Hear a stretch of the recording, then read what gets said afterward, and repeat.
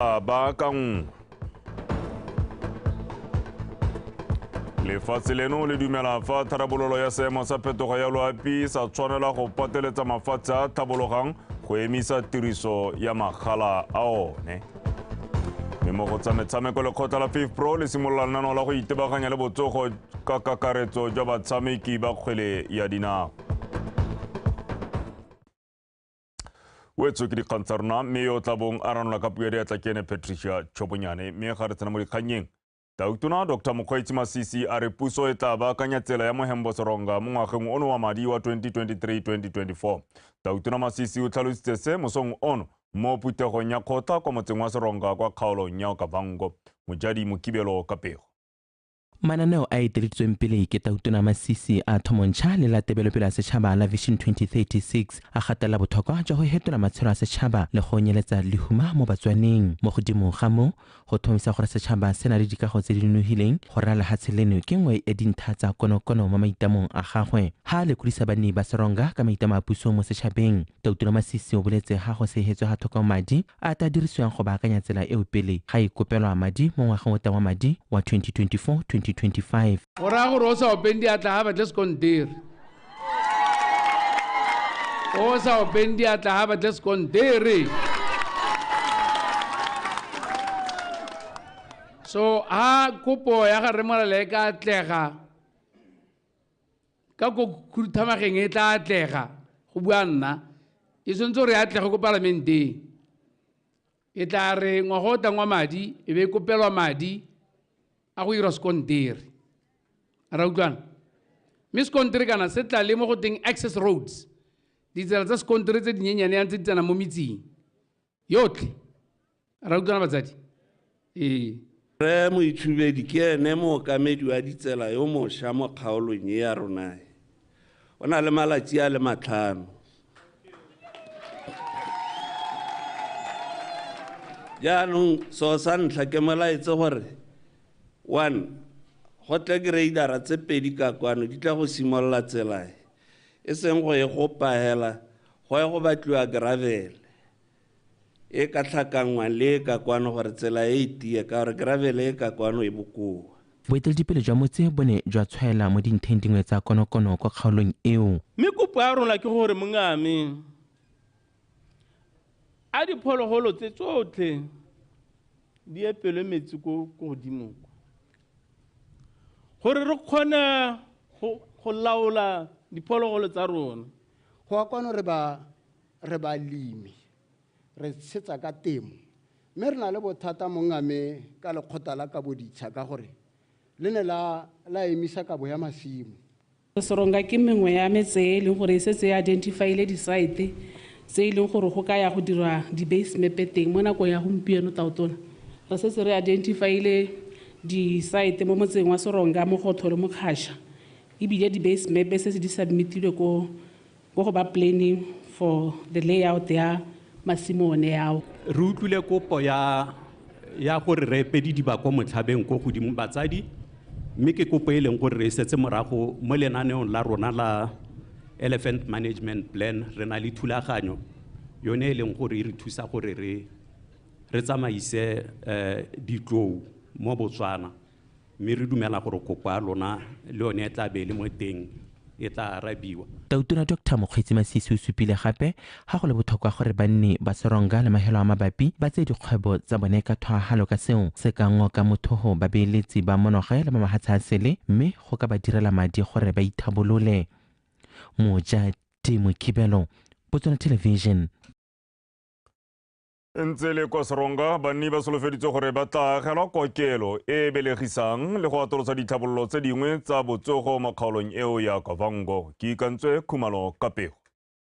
Banni ba motse wa Seronga ba ntse ba latela ditlamelo tsa botsogo di tshwana le tsa pelegi bokgakaleng jwa Shakawe mme mothusatona wa lephata la botsogo o ba solofeditse fa ba tla agelwa kokelwana ya malao a le 6 e le mpho go tswa kwa boemeding jwa lefatshe la Amerika mono Botswana. Le ba lephata motse wa Seronga re o bonetse dona kana batho ba ba ikemetseng e leng American Embassy ba e leng gore ba go aga tleliniki e le gore e tabe e belegisa mme ebile re supe gape gore sepatala sa lona sa motse wa Gumare o gaufi le sone sa go dirwa betso se na le madi hela a kana ka 120 million a le gore a teng a budgetetswe le sone sa go dirwa mo dikganyeng tsone tsene di bua ke re molale ka development manager. Phuthego e ya Gatautona ya boetsenwele ke banni ba metse mabapi le wa Seronga go tla go kopela metse ya bone ditlamelo le ditlhabololo. Na se patela se setona go beetsang sa kliniki. Se patela se batho ba beetsang ba re tsa mo wa go lela moenga go go Tautona ba batangaka wa senela ruri mo beetsang kliniki. Mo sepateleng se a gona accommodation boroko ba shota mo sepateleng sa beetsang ke bua jana ke na le bosupi ke le modulasetilo wa VDC ko beetsang ke bidwa diphetogo se redile go jao flat nna ne ke kopa go botsa Tautona hela gore rona re ba gama ha re le mote ha khuti mme re sa lebiwe re sa gadimiwe jaaka ba bangwe ba gadimiwa tanki ke a leboga re lebogela kgantse re di utuleng gore kgomokgwana e ta baakangwa le yone kgang ya bo Mamanthwane gore go ta itebagangwa le yone jalo Tautona tse di builweng le ka ga tsela ya rona e ta baakangwang ka teng. Tautona o solofeditse banni fa tla ba etela gape mo nakong e tlang go lekola metse mengwe e mo kgaolong e ya Kavango. Ke Kantse Khumalo, Botswana Television. Lefatshe la Botswana le solofetsa fa le tla dira gotlhe mo le ka go kgonang go bua ka fa le bonang go ka rarabololwa seemo sa phetogo ya loapi ka teng mme go sa kganelwe mafatshe go dirisa ditswammung tsa one go itlhabolola. Se tla jaana go setse go na le megopolo mengwe ya mafatshe mangwe a tlhabologileng ya gore ditswammung jaaka magala coal di seka tsa dirisiwa. Selo se se ka kokonelang thata mafatshe a tlhabologang fa e le gore go ka dumalana jalo. Se senogile mo puisanong le tona wa lephata la tikologo mme Fielder ke reng kwa phuthegong e tsweletseng kwa Dubai o Nthatile Boti Kapego. Phuthego ya mahatse e itebagantse le phetogo ya seemo sa loapi go sa go thuthagala ga lone e simolotse mono Dubai. Mahatse a tlhabologang le a tlhabologileng a melobelong la dikakanyo le go tla ka ditharabololo tse di ka segogelang bobedi jo molemo segolo jang go emisa go kgothela loapi. Bontsi jwa mahatse a tlhabologang jaaka la Botswana a dumela thata gore a letlelwe go dirisa ditsatlhego tsa one go itlhabololwa go dirisa magala kgotsa ditswammung di tshwana uranium e seng gore go kganela mahatse go di epa jaaka e le dikakanyo tsa mangwe mahatse kwano a humileng. O tla tlela gore rona mahatse a humanegileng a na re setsantse re tlhabologa re na le ditswampelo tse dintsi natural resources tse dintsi coal ke buile gore na le coal deposits tse dintsi re na le natural resources tse di re na le dikgwa tse leng gore carbon sink di a kgobokana moo e tle be le gore e ka nna motswedi wa madi a re batla gore re benefite mo go one ba ba tlhabologileng ba ka gore ba setse ba eteletse pele ditlhabololo coal tsa bone ba di dirisitse ba tlhabolotse ka tsone yaanong re gana gore ba re re emise dilo tsa coal nna re santse re bona le letlotlo la itsholelo a re thusaneng gore re ka dira jang moepo wa coal gore o se ka wa magala gore o se ka wa nna o ka kgotlhelang go na le gore re tebogoteja so ga re ngangisana re be re lebele tsone tsone ya re se re itseng go huma ka dilo tse tsa rona tsene ka gape ga re ba lebeletse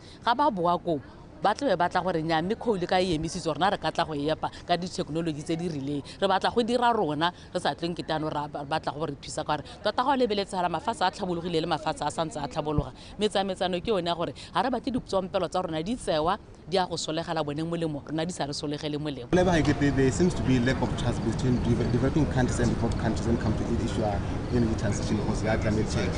Ba ele gore mahatse a tlhabologa ka Botswana ba they feel like ba gatela ka mahatse a tlhabologa among others. Bua ka kgang ya funding is not coming. Bua ka technology transfer.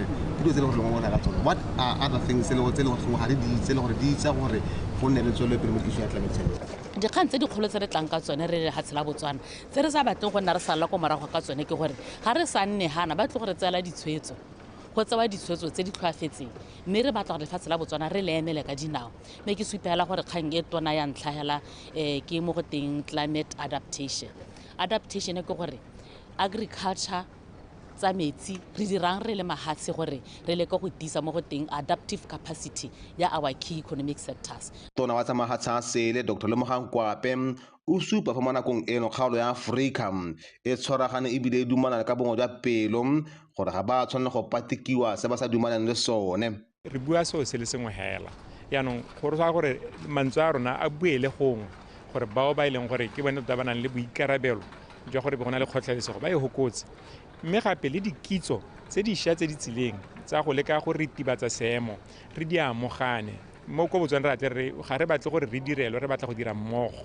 yaanong mahatshe a Afrika tshwanetse ba bue ka lentswe le lengwe hela gore we must co-invest gore ko bohelelong dikitso tse e leng gore di ka agwa go tswa mo tirong e be le gore re ka gweba ka tsone ya ka re ipeetse selo sa gore re le Botswana re batla go gweba ka dikitso.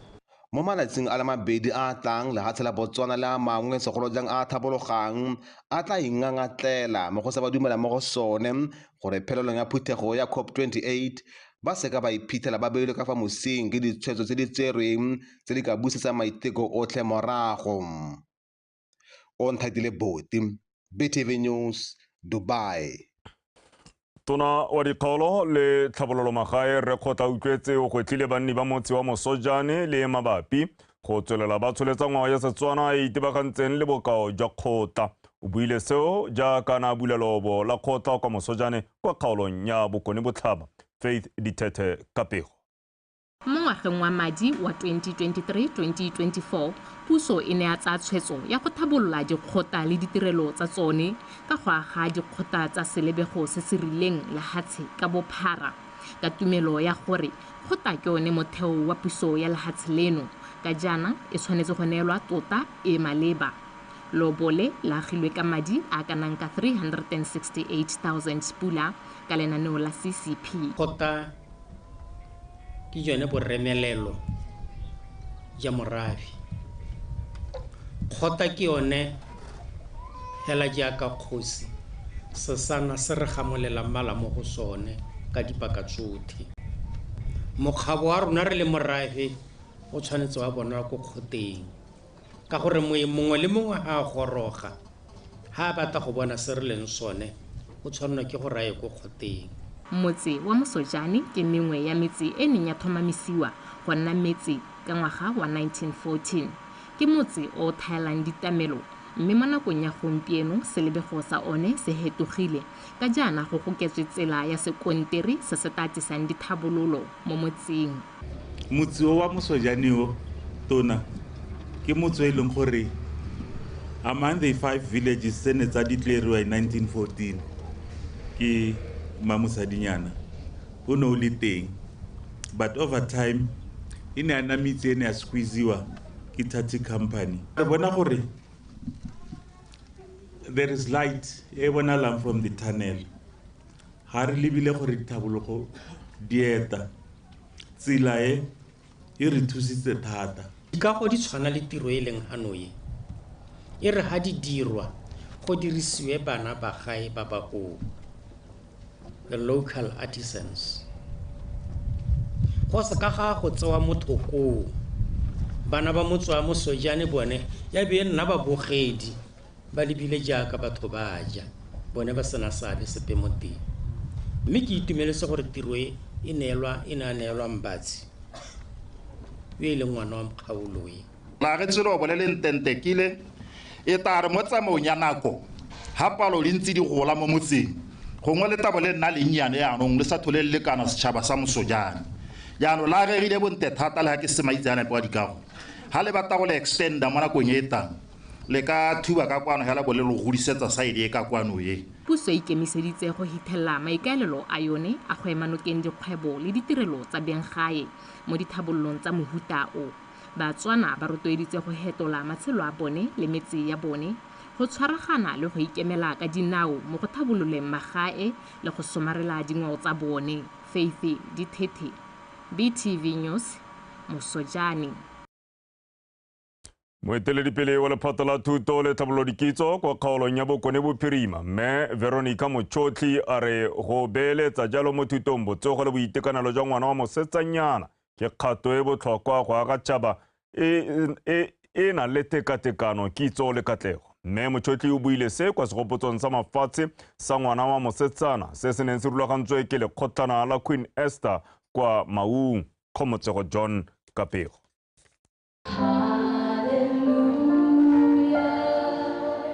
Pina e supang boitumelo jaaka bana ba basetsana go tswa mo dikolong tse di farologaneng mo Maung ba ne ba ipelela letsatsi la bone le le ba kayang ba na le bokgoni jwa go fetola melao, tsamaiso tsa dikgwebo le gone gore ba ka nna le mothala fela o bonalang mo setšhabeng.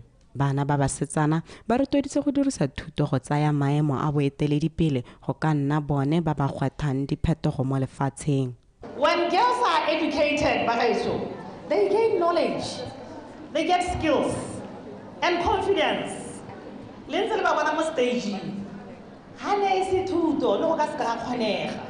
And this confidence, it helps them to pursue their dreams and break free from cycles of poverty, hence contributing positively to our communities.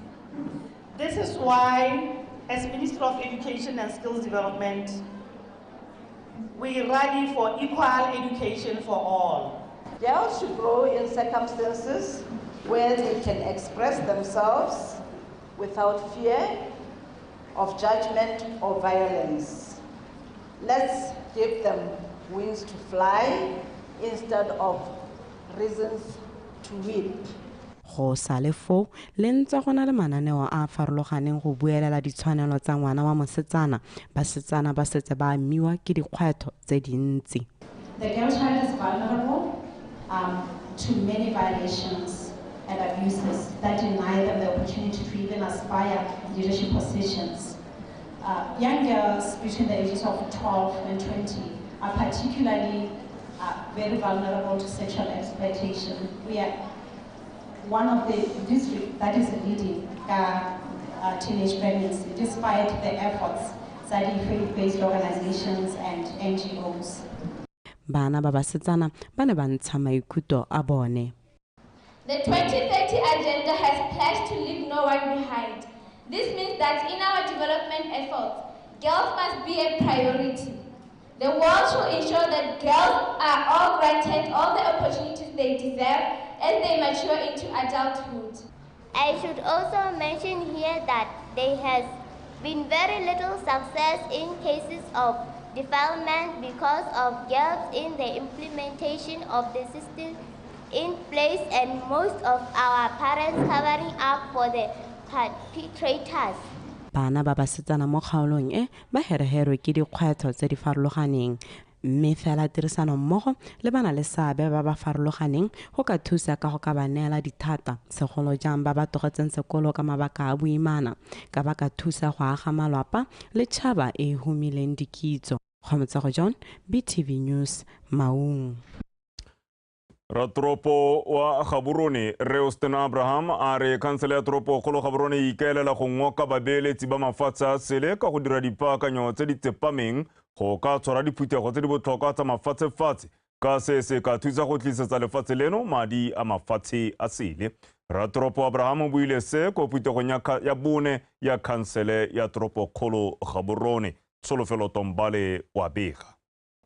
Ratropo wa Gaborone re Austin Abraham a re toropo ya gagwe e na le seabe se segolo mo go direng Botswana lefelo le le siametseng go tshegetsa diphuthego tse di rileng le boremelelo jwa disupiwa le bojanala. O tlhalositse fa go santse go na le diphuthego tse di botlhokwa thata tse di tla dirang gore toropo eno e kgatlhegelwe ke babeeletsi ba mafatshe a sele. I'm glad to inform you that several reputable and international events will be hosted this quarter in Gaborone City. These events include the African Netball Tournament in December 2023, the Kusi Ideas Festival from the 6th to the 9th December 2023, the City Lights Festival, and the Festive Season Festivals. Ratropo a re khansele ya Gaborone e tsweletse ka go golagana le bana le seabe ba ba farologaneng go tokafatsa ditlamelo le ditirelo tse di ka itumedisang baeng. During the third quarter, the council leadership met different organizations and individuals to foster strategic relations. I also engaged with Botswana Power Corporation, BPC, on the concern of accidental power outages experienced in the city. I appealed to BPC for solutions to power cuts and requested they communicate with the public about their maintenance plans so that they can prepare for such incidences. Tsholofelo Tombali, Botswana Television, Gaborone.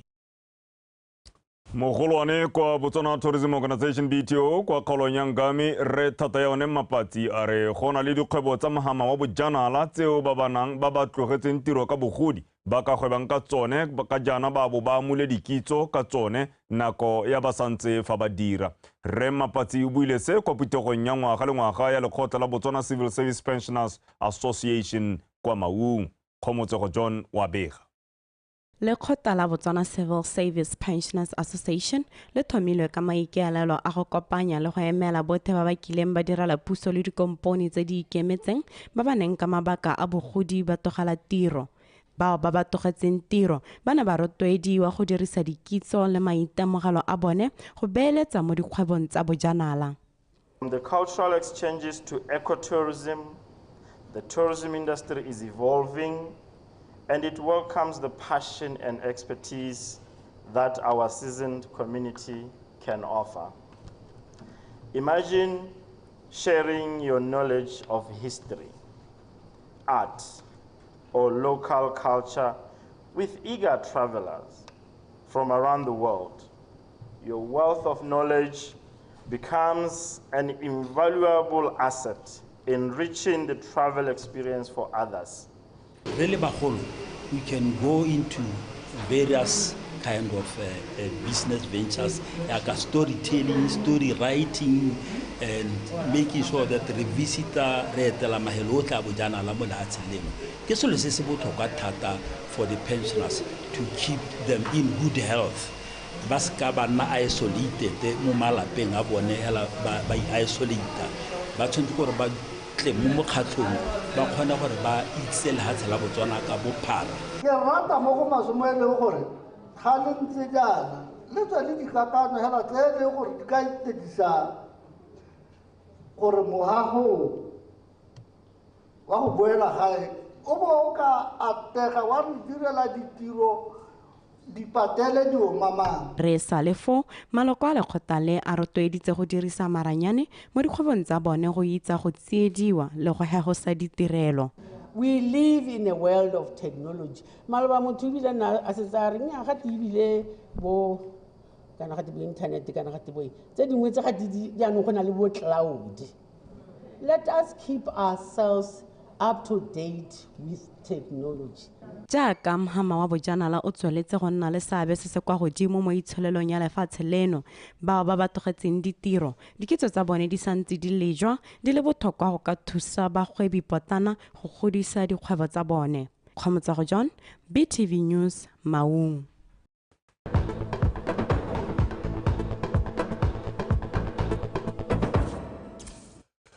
Wetso haile gone o tsubang se gona sa ditshontsho se ke dikgang tsa Botswana Television phirimaneng ya la bone mo tsatsing leno re a tswelela. Tona wa botsogo Dr. Edwin Dikoloti a re isidilo mmele ke thulaganyo e tsepameng thata ka bomolemo jwa yona e le go ntsha maduo a bonala mo tirong go thibela malwetse le go tshela lobaka ka boitekanelo jo bo lolameng.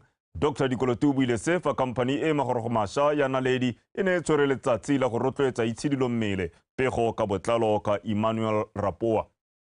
Mohama wa moepo o na le motlhala o nonneng thata mo ditsong tsa ditlhabololo tsa lefatshe leno.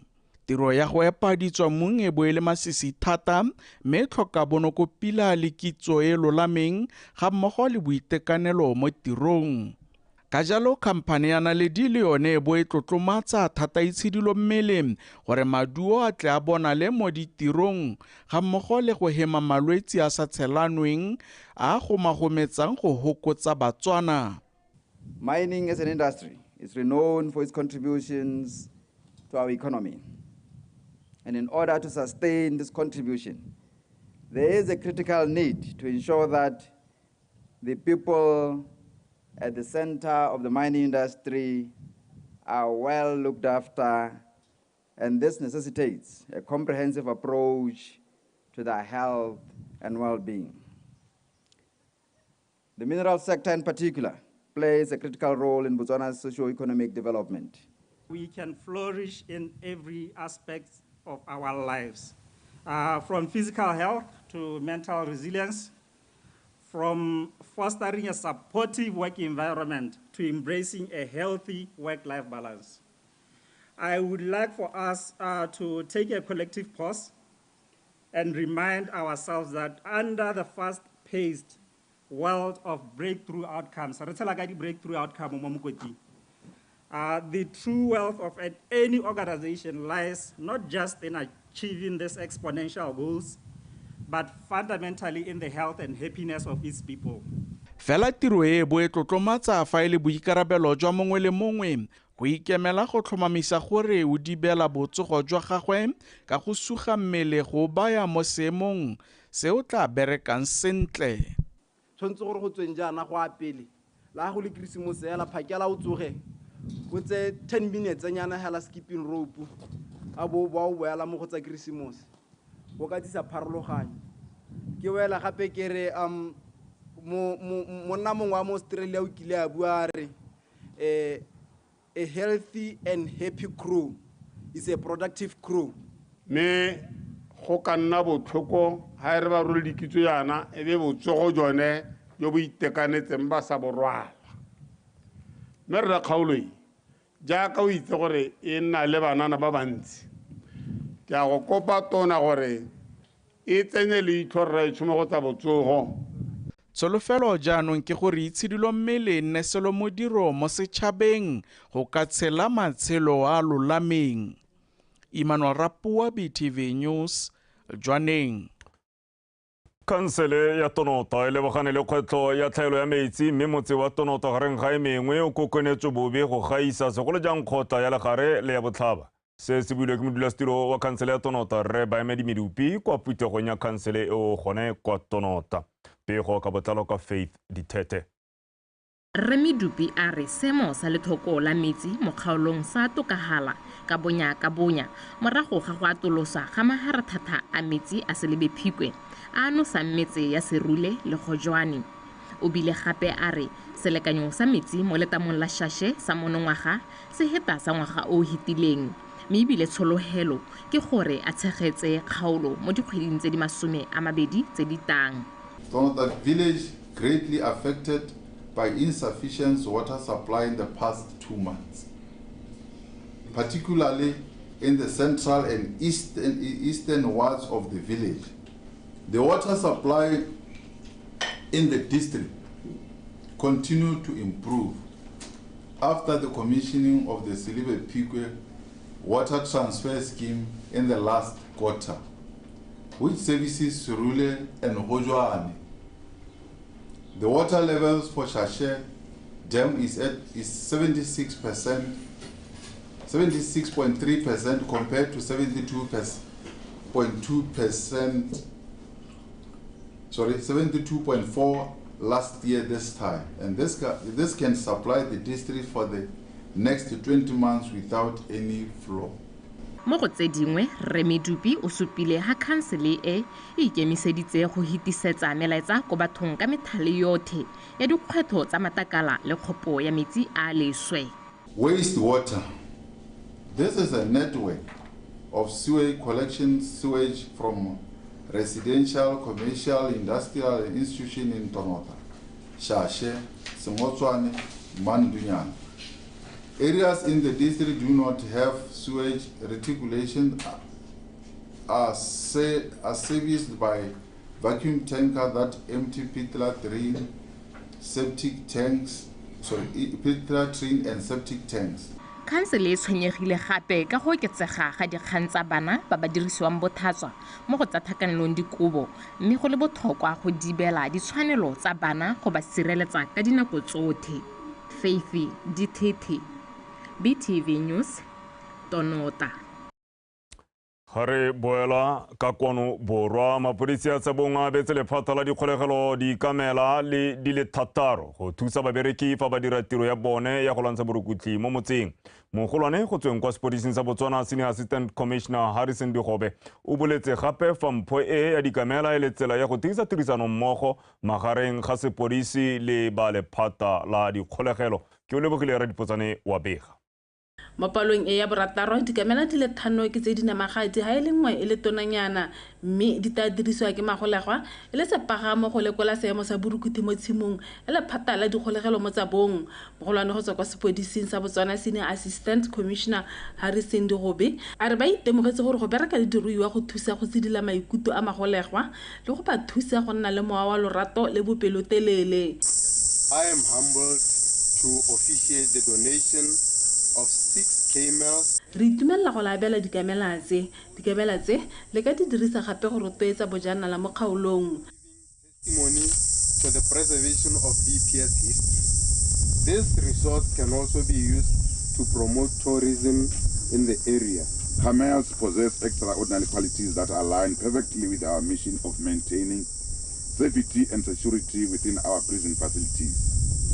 Dikamela tse di tsamaelana le maitamo a rona go rotloetsa pabalesego mo dikgolegelong tsa rona di tla thusa gape mo mahelong a dikoloi di sa gorogeng go gone. They will greatly aid in transportation across rugged terrains, remote areas and in harsh weather conditions where conventional means of transport may not be as effective. Ba kgolegela tsa bong ba lebogetse mpho e ba tshepisa go tamela diruiwa tse. Re setse re na le dipudinyana ha le diteng a ntse le tsena na le diboto ya nong re okeditse ka dikamela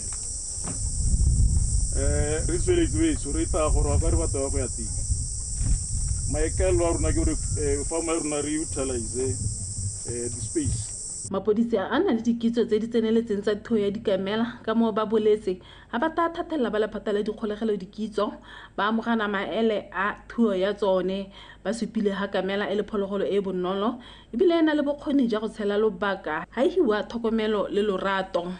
Ke o lebogile ra dipotsane Botswana Television tsabong. Mokoledi wa lephata la ofisi ya Gatautona mme go itsema morekisi a re go lemoga baithuti ba ba dirang sentle mo dithutong tsa bone le ba ba boitshwaro jo bo eletsegang go ka thusa go tokagatsa maduo le boleng jwa thuto. Mme morekisi o buile se kwa moletlong wa kabodietsele kwa sekolong se se botlana sa Phakalane mo toropokgolo Gaborone. Khumiso Maphanyane wa bega. Baithuti ba go thule go nna le boitshwaro jo bo letelesegang ka jaana seo se ka ba thusa go itebaganya le dithuto tsa bone gore ba kgone go dira bontle. Boitshwaro jo bo letelesegang ga bo a itebaganyegela le dithuto ka boruta go dira dilo ka ga go letelesegang ka teng mo setšhabeng le kwa malwapeng. Discipline goes beyond following rules and regulations. It involves cultivating strong values and morals. These qualities are essential for achieving academic excellence and preparing for the challenges of life. It is often said that a disciplined mind leads to happiness. It's our responsibility as a nation, as parents, as caretakers, as teachers, to forge discipline in the minds and cultivate success in these young minds, because our future of this country rests upon what we do to produce the excellent minds that we see here today. A disciplined learner understands the significance of prioritizing work and play and stay focused on completing the task. This consistent practice more often than not extends beyond just classroom and is visible in our daily lives. Mothusa mogokgo wa sekolo seo o supile ha letsatsi leo e le sekao se segolo mo maitemong a bona go ntsha bokgaleke jo bogolo ga baithuti ka jalo moletlo wa kabodietsele e le tsela ya go bopa bana ba ba nang le boleng mo setšhabeng. This thing is actually being a pillar and it's actually a key. So this year our theme was literally discipline, a prerequisite for academic excellence, and you have seen the children shining. They were shining merely because discipline was the order of the day. You know, that achievement, that inner achievement that you get to say, I have worked hard, that is what we call the dignity of labor.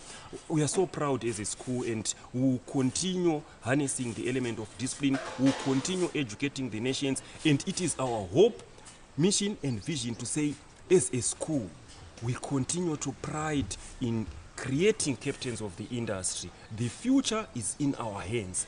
Our role is to mold the future and have a vision that is an educated nation. And that is actually one of the pillars of Botswana. Re ka Motswana a buile gore le re lo jwale sa le metsi go ruta bana boitshwaro jo bo letelesegang ke yone konokono mo go bopeng ngwana yo o boikarabelo. Humiso Maphanyane, Botswana Television, Phakalane. Re konatela ka pego e re mogokgo wa University ya Botswana Professor David Norris a re madikolo o na le seabe se segolo mo go thuseng lefatshe la Botswana mo ditogamanong tsa ditlhabololo. Professor Norris o buile se maabane ka moso jaaka bana le seabe ba ne ba kopane e le ba tsaya karolo mo ditlhabololong tsa lefatshe. Ke a leboga Iole wa Bega.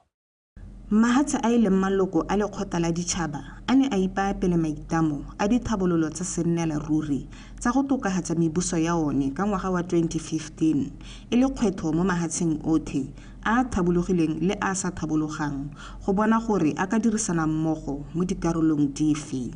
Professor Norris a re seabe sa yunibesithi ke go thusa lefatshe la Botswana ka dipatlisiso le maranyane go hithelela maitamo a. The Sustainable Development Goals are what all countries have signed to, and they're all about improving people's livelihoods in all forms: eradication of poverty, good health, good education, and all those things. So we are saying government on its own cannot achieve these sustainable goals if it doesn't work with universities, if it doesn't work with business, if it doesn't work with civic society, and also taking into cognizance issues of sustainability, issues of preserving the environment. Go lemosa ga lefatshe le tsamaela go itsholelong e ikaegileng ka dikitso. Ka jalo, dikitso tsa mogae segolo bogolo tsa ngwao di ka lodiwa go thusa go atolosa mohama wa bojanala. How do we commodify some of these intangible cultural heritage or forms of expressions to a point that they can sustain our communities, they can sustain our country?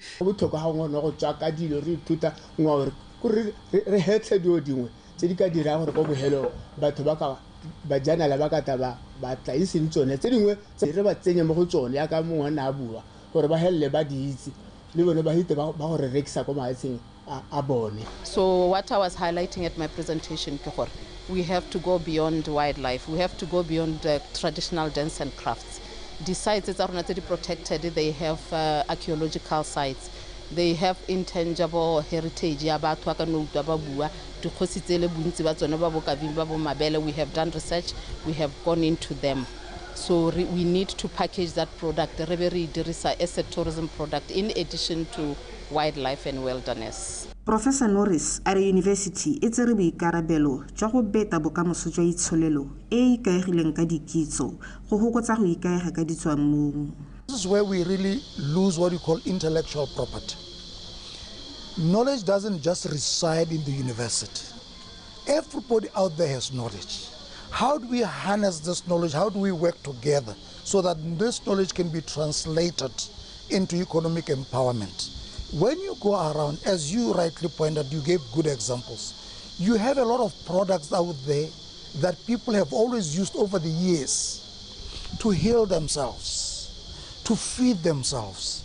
How do we add value to some of these things and even make products? A good example is, for instance, the devil's claw that has been even patented.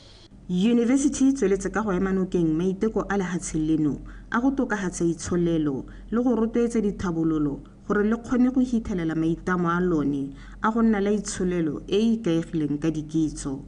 Ke a leboga Iole, BTV News, Asane.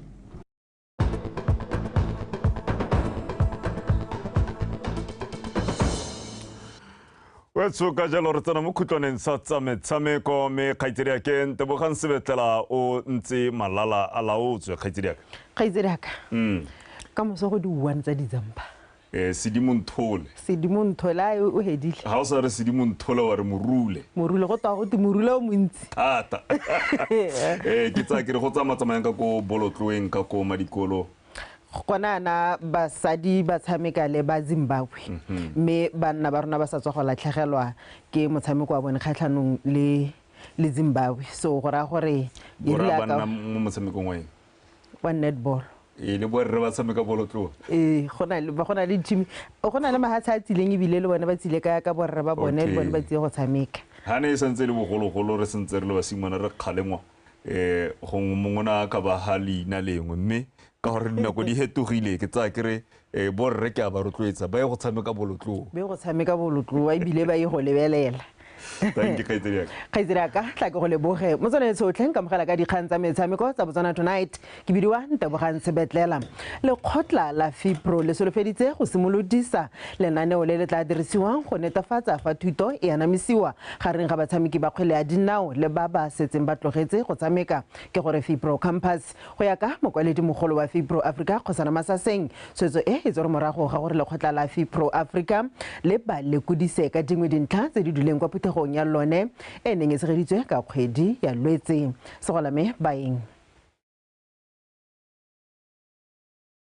ene re ka junior le mo workshop nyengwe ne re dira le ba UEFA ene ya supa go le go ntse gore re tshwantse re itebaganye thata le batshameki ba ba togelang kana ba ba togetseng bogolo jang mo dikganyeng tsa go ba ruta gore e re bantse ba tshameka ba ka petela tsela ya gore konte ga kgwele ya dinao ba ka dira eng mme ba dire yalo ba ipaakanye jalo ba santse ba tshameka mme ha re bega ko phuthegong kgolo re neele ke monokeng mme ebile FIFPRO Global e ta simolodisa mo bogautshwaneng FIFPRO Campus ke gone go dithuto tsotlhe tse di amanang le kgwele ya dinao tsamaiso tlhabololo di ta maloko a rona a di ithela gone go le gone go nonotsha thuto e hiwang ba ba dirang mo diunioneng tse di harologanyeng gore ba kgone go thusa batshameki botoka ka dikgang tseo.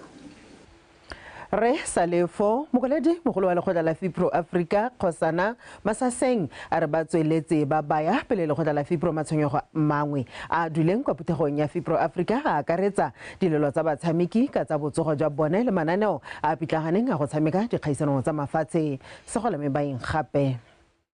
Go ya ka Masase bontsi jwa matshwenyego wa batshameki a senogile morago ga ditshekatsheko tse ba di dirile morago ga dikgaisano tsa mahatse di tshwana kgaisano ya sejana sa lefatshe ya bomme.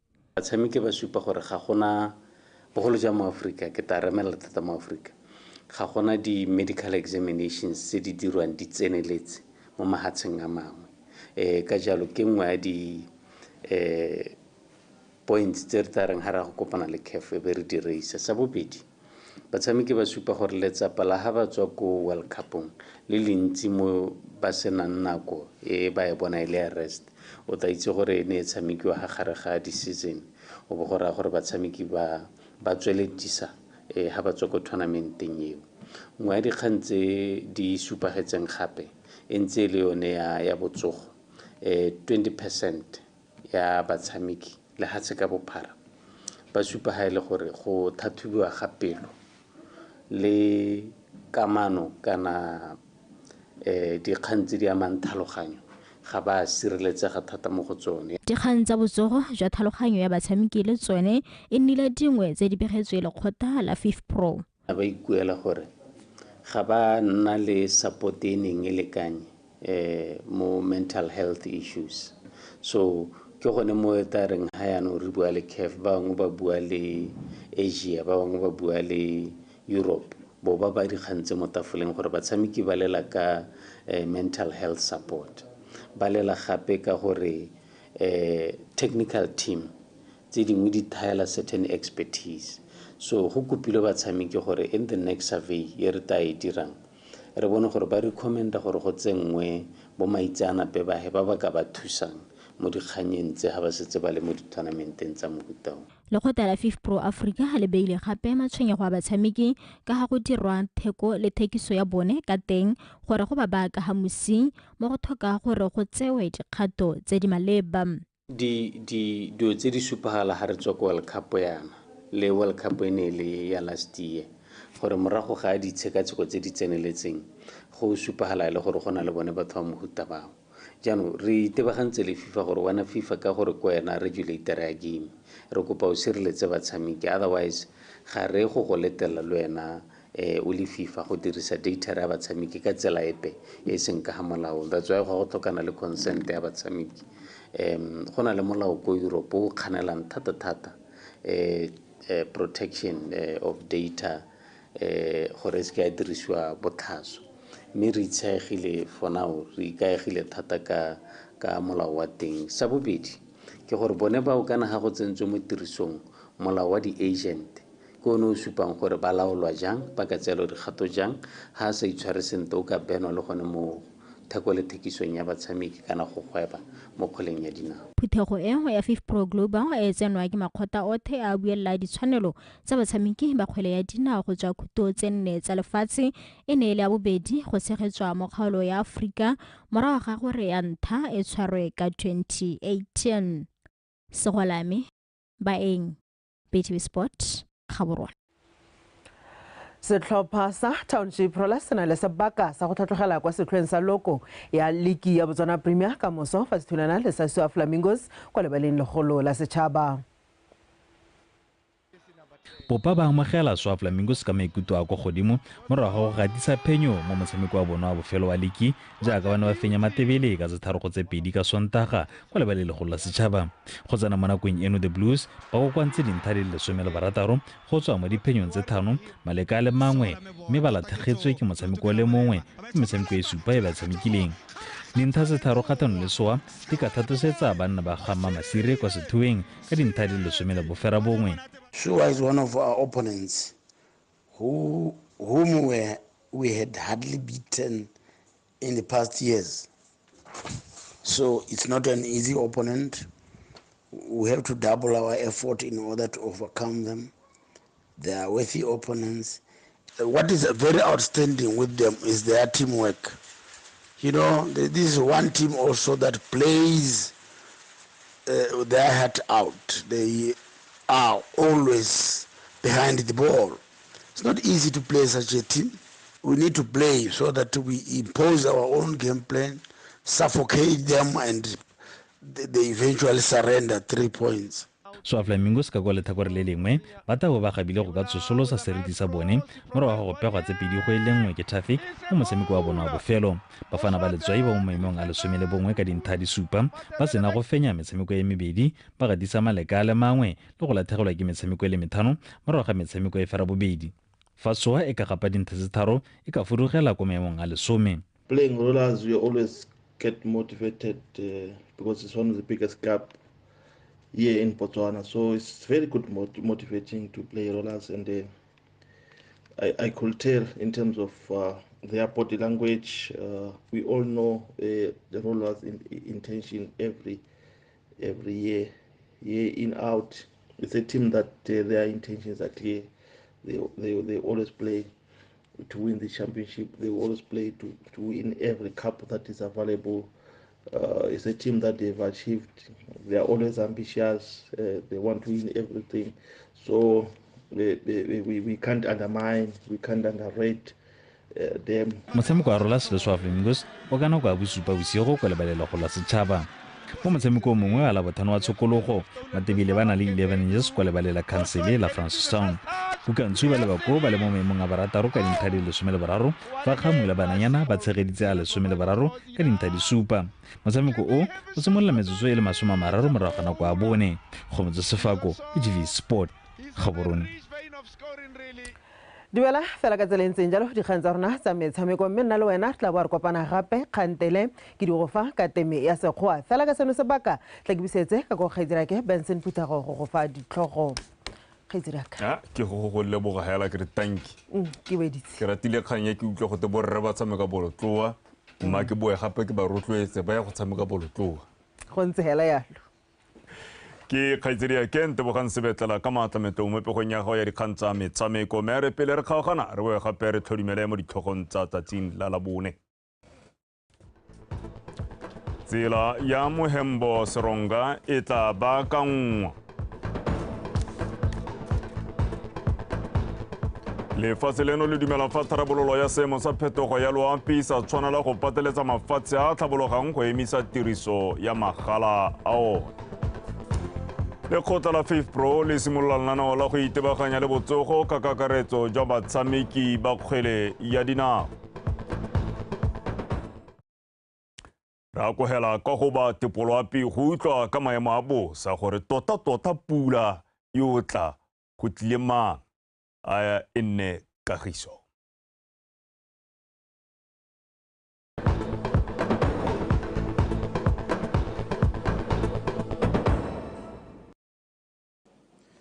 Betso madume amogela se mosala wa pele tshediwa ke Samuel Ramotonto selekeng sa pula e gatiso mosono ka nako ya borobedi se se latelang.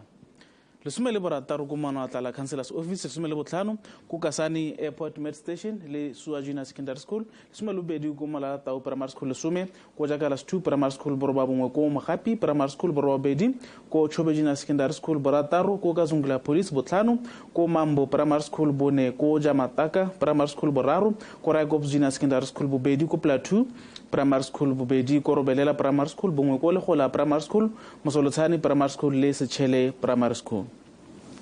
Swantse sola pisana kwa gompieno se supa bona maru mafelong ka bontsi a lefatshe leno mme mmala o motala o supa gona le kgonagala gore maru ya ka tsa duma go tsane sa pula mo mangwe a mafelo a dikgalo tsa Nghabe le Chobe. Mo gola ka moso go ta phakela go thibile go borwa ja kgala gare le bokone bothaba mme go go thibe ka bontha bongwe mo tsamong ya letsatsi mafelo a mangwe ka bontsi a lefatshe leno one maru a ta thiba ka bontha bongwe mme gona le kgonagalo ya pula ya difogadi ma mafelo mangwe a dikgalo tsa Nghabe le Chobe.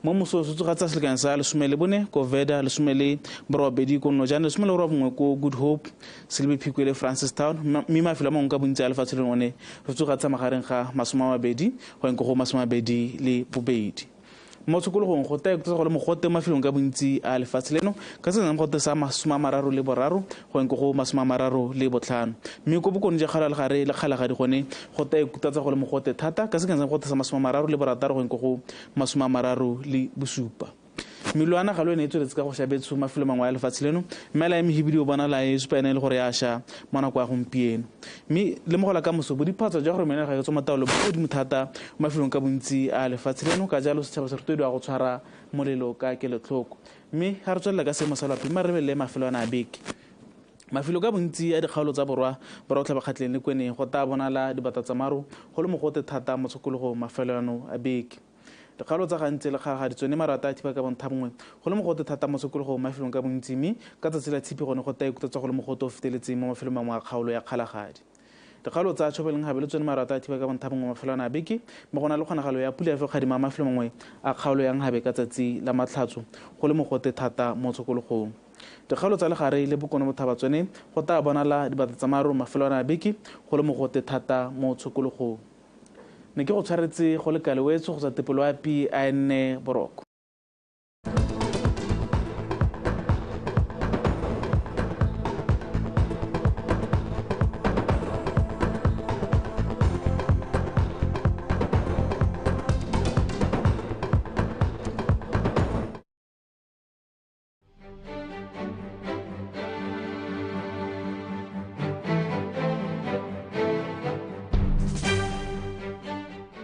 We give blood or we donate blood